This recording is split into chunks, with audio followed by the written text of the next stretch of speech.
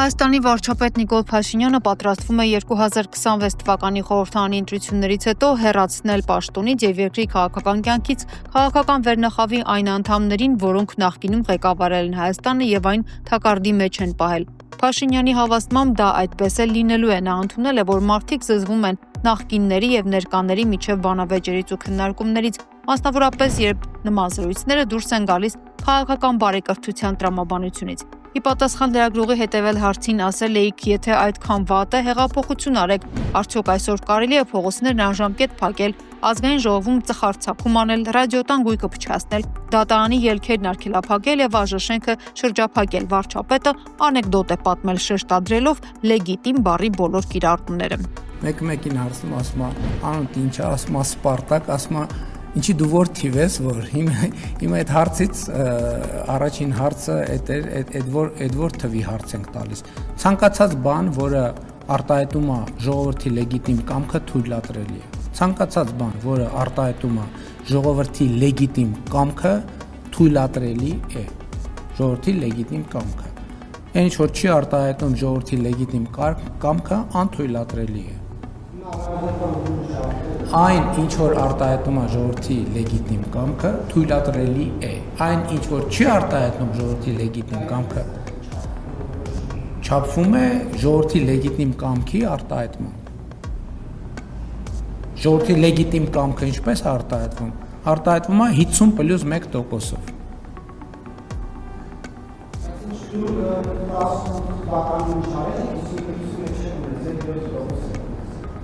Այդ ով է ձեզ ասել։ Շատ լավ, բայց եթե ես 7% ունեմ, հիմա ինչ գործ ունեմ ստեղ ձեր հարցերին պատասխանելիս։ Հասկացանք։ Հարգելիս, դուք ուշադիր չէիք իմ պատասխանում։ Ես չէի խոսում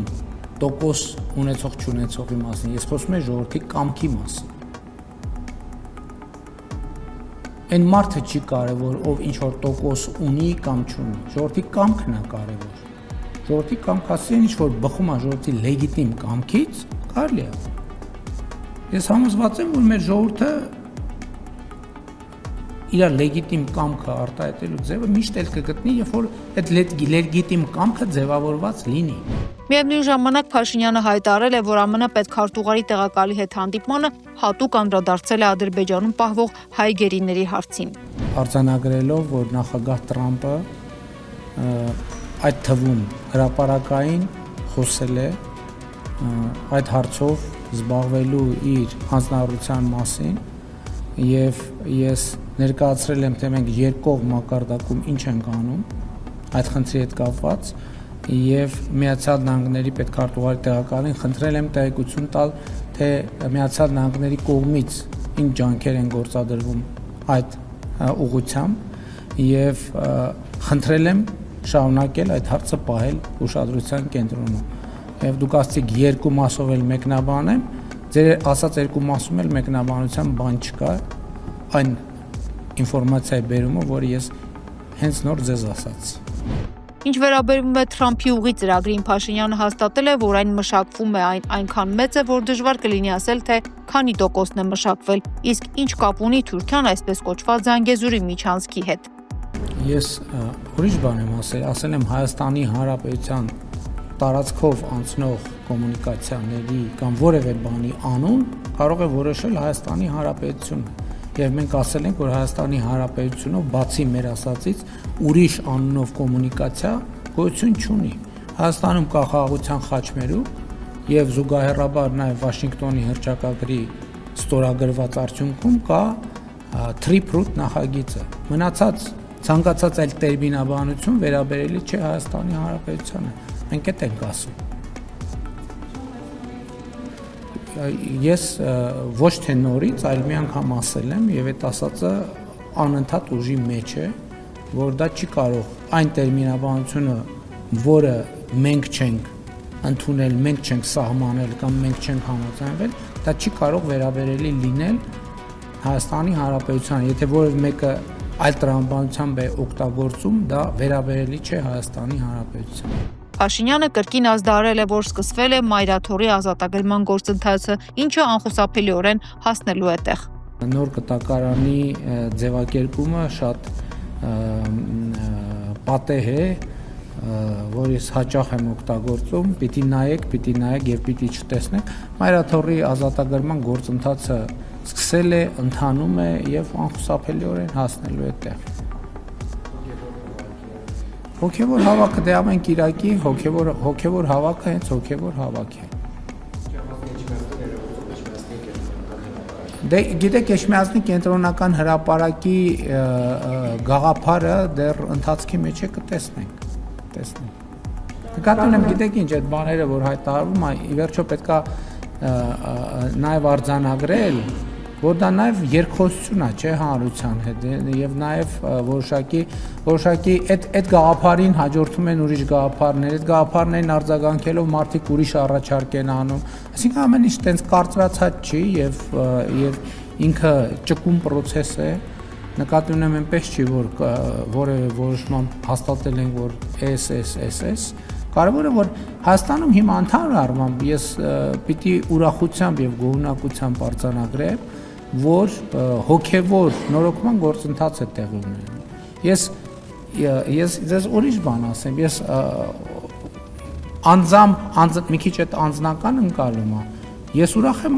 առաջին հերթին նրա համար, որ իմ հոգևոր կյանքը այսօր լիարժեք վերականգնվել է, որովհետև ես այսօր չեմ գնում պատարակների որպես վարչապետ, որ նստում են այնտեղ փողկապներով խիստ պատվիրակություններ, ես այնտեղ գնում եմ որպես հայաստանյան առաքելական եկեղեցու շարքային հետևորդ եւ ինձ պահում եմ, կարող եմ պահել, ես այն մյուս ձևաչափերով չէի կարող այդպես պահել ինձ պատարակների ժամանակ, իսկ դրանից դուրս էլ պատարակի չէի կարող գնալ, որովհետեւ այդ ապա հոգևորականության մթնոլորտը, որ կար, որ հաստատված էր, դա շատ մեծ արգելք էր։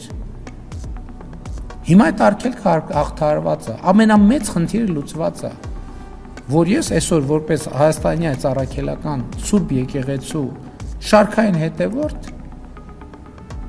կարող եմ լիարժեք ապրել իմ հոգևոր կյանքով։ ՀՀԿ-ն իր բոլոր ռեսուրսներով կանգնած է եկեղեցու կողքին, կրկին շեշտել է Ազգային ժողովի պատիվ ունեմ խմբակցության ղեկավար Հայկ Մամիջանյանը։ Այս հարցում Հայաստանի Հանրապետական կուսակցությունը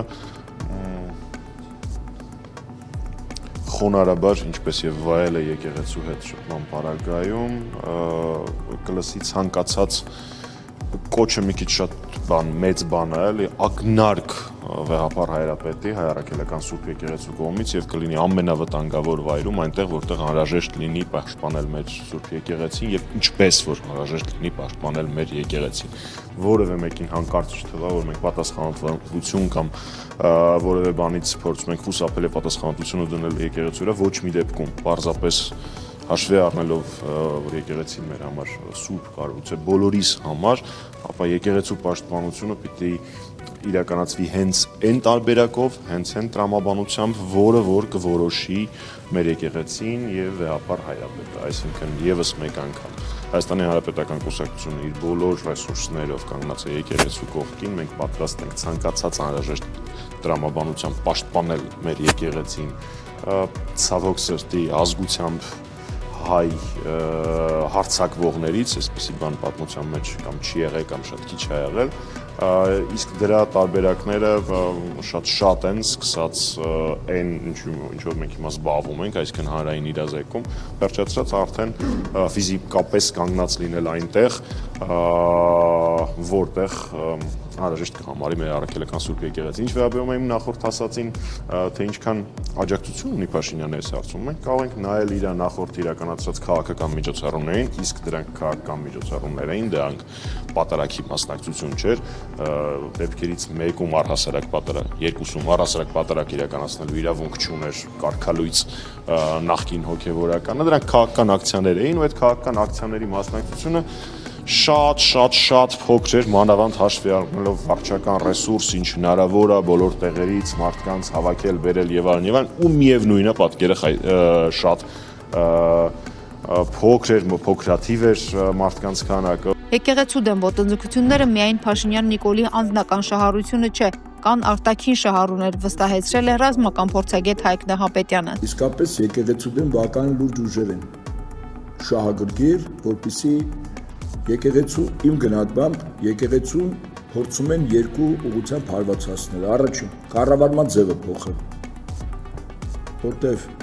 այն ինչ որ առաջարկում է, որ ասվում է միտք, որը կիսատ է, որ եկեղեցին ժողովուրդն է, որ եկեղեցու հոգևորականին համայնքը պիտի ընտրի, ուշադրություն դարձրեք։ Եվ այդ թվում նաև եկեղեցու հոգևոր առաջնորդին, սա բողոքական եկեղեցու կառավարման ձև է։ Ուրեմն առաջին թիրախը դա են դնում, երկրորդ թիրախը, որտեղ իրենք հստակ գրել են։ Մեր վեհապար հայրապետը ինքը համայն հայության, աշխարհասփյուր հայության բոլոր տեղեր գործող եկեղեցիների հոգևոր առաջնորդն է։ Իմ խորին համոզմամբ հիմա խնդիր է դրված մեր եկեղեցին մասնատել, ստեղծել մեկ այլ եկեղեցի, որի անունը տեսականորեն ասեն կլինի Հայաստանի առաքելական եկեղեցի, իրենց կողմից նշանակել մի կաթոլիկոս, բնականաբար վերահսկելի, եւ Մայր աթոռը տեղափոխել Երևան, սրա մասին ինքը առանց սեթևեթանքի ասել է, Վաղարշապատի պահով երբ ասում էր, ինքը ասում էր ինչու Վաղարշապատում եղավ Մայր աթոռը, որտեղ մայրաքաղաք է։ Ինքը փորձ է անում այդ նոր եկեղեցի ստեղծել, առայժմ կարգալուց հոգևորականների, այս պայն եկեղեցու մեջ ըստ իրենց այն հոգևորականների միջոցով, որոնք տեսականորեն ըստ իրեն կարող են դառնալ իր կողմից ստեղծվող նոր եկեղեցու հոգևորականներ։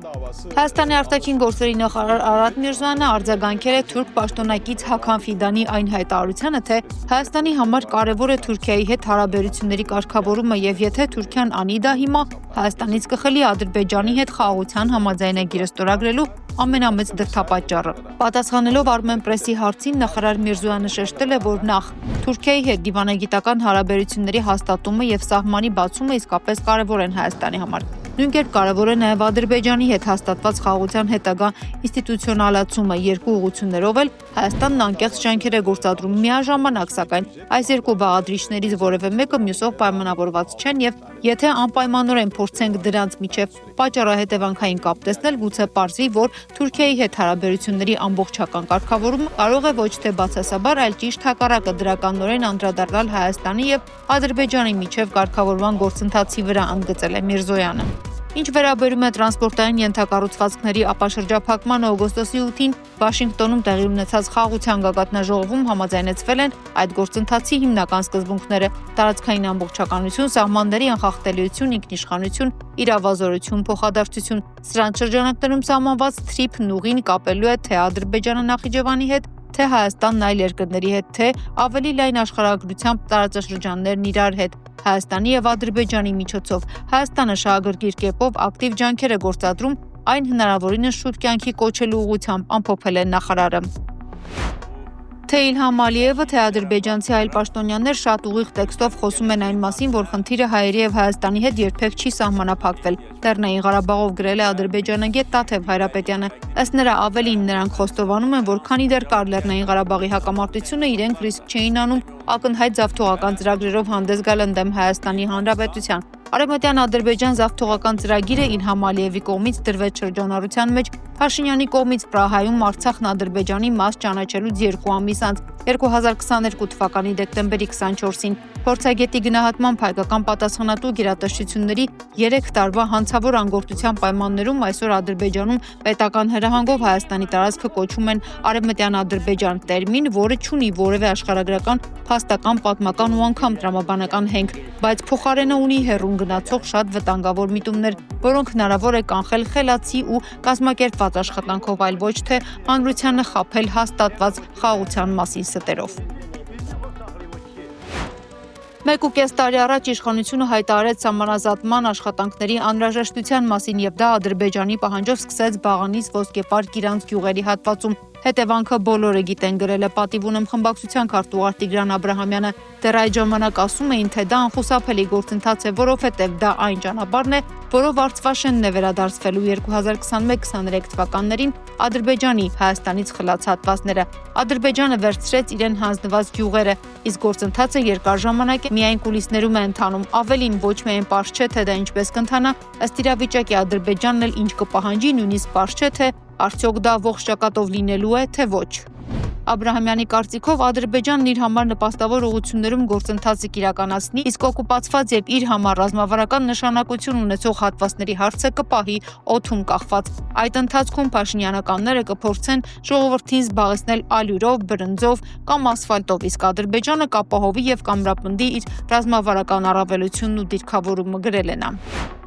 Վարչապետ Նիկոլ Փաշինյանը նոյեմբերի 20-ից 21-ին պաշտոնական այցով կգտնվի Ղազախստանի Հանրապետությունում։ Այցի շրջանակում Փաշինյանն առանձնազրույց կունենա Ղազախստանի նախագահ Կասիմ-Ժոմարտ Տոկաևի հետ, որին կհաջորդի ընդլայնված կազմով հանդիպումը։ Վարչապետը հանդիպումներ կունենա նաև Ղազախստանի վարչապետ Օլժաս Բեկտենովի եւ Ղազախստանի խորհրդանի Մաջլիսի նախագահ Երլան Կոշանովի հետ։ Նախատեսվում են այցելություններ Աստանա Էքսպո, արհեստական բանականության միջազգային կենտրոն եւ Ղազախստանի ազգային թանգարան։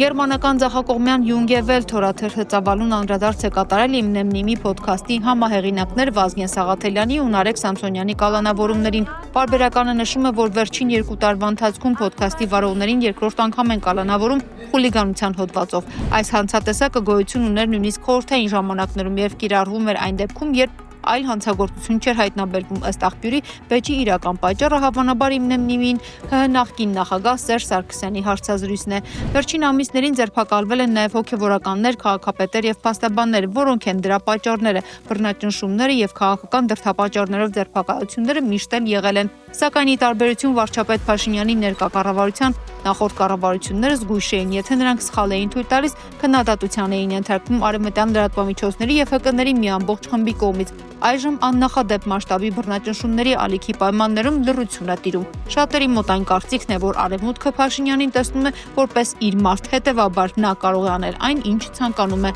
ամփոփել է գերմանական օրաթերթը։